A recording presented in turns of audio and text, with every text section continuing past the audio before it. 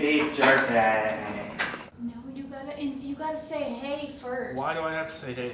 Because it's like you have to. Yo, what up, guys? My name is Bogdan from Fat Finger Foods. Today we're going to be making beef jerky. Yes. Let's get going. Yes.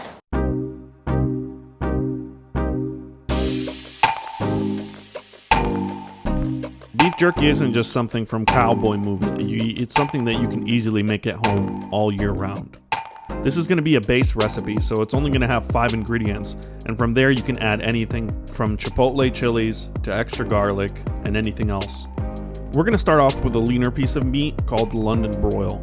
We're going to try to cut against the grain. There's multiple ways that you can cut it. If you want, you can cut it against the grain, which will give you a more brittle and also a softer chew. Or you can cut it with the grain, and cutting it with the grain will give you strips that you can tear and then eat. If you're having a hard time slicing the meat, what you can do is you can put it in a freezer for about an hour. This will firm up the meat and give you a better slice. I like strips that are a little thicker because they're going to lose about 60 or 70% of their weight anyway.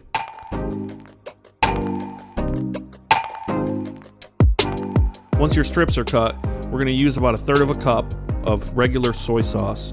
Soy sauce has the salt for this recipe because there's so much of it already in it, and it's not only going to add flavor but also preserve our jerky. A big part of jerky flavor comes from Worcestershire Sauce, which is a combination of different things like onions and anchovies and garlic that has been fermented, and then the liquid has been taken off. We're going to add about 2 tablespoons of Worcestershire because I really like the flavor. We're going to pour our liquids around and not just in one spot, and what's going to happen is they're going to end up puddling on the bottom. Next, we're going to do just some regular ground pepper. Normally I try to grind pepper fresh, but this one is actually really fresh from McCormick's, and it's worked really well for my other recipes too.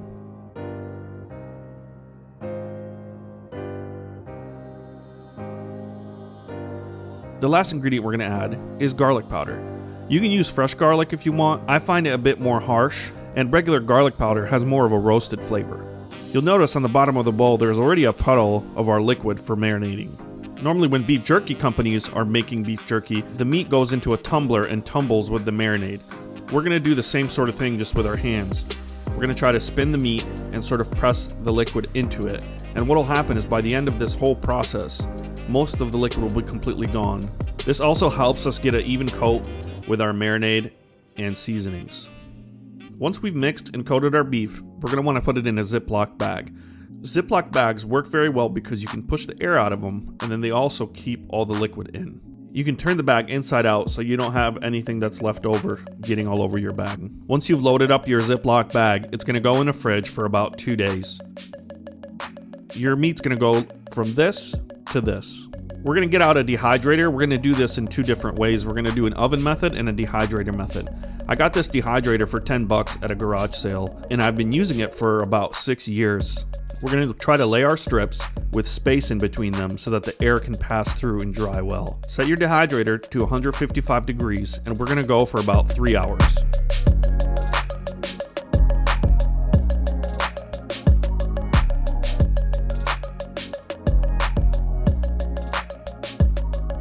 In about 3 hours, this is what your jerky is going to start looking like. It's going to be tack dry, and it's going to be easy to just break apart if you bend it.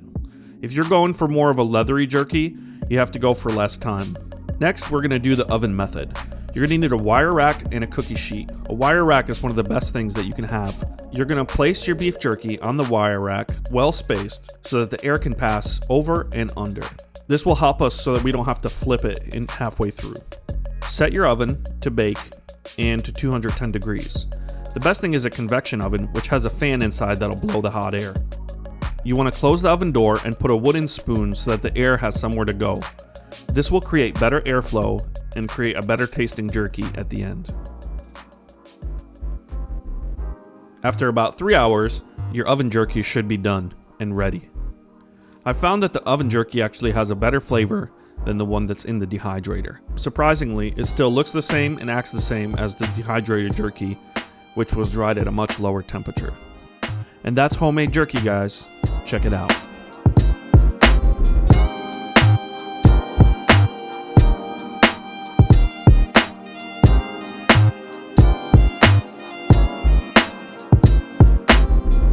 Like and subscribe for more videos.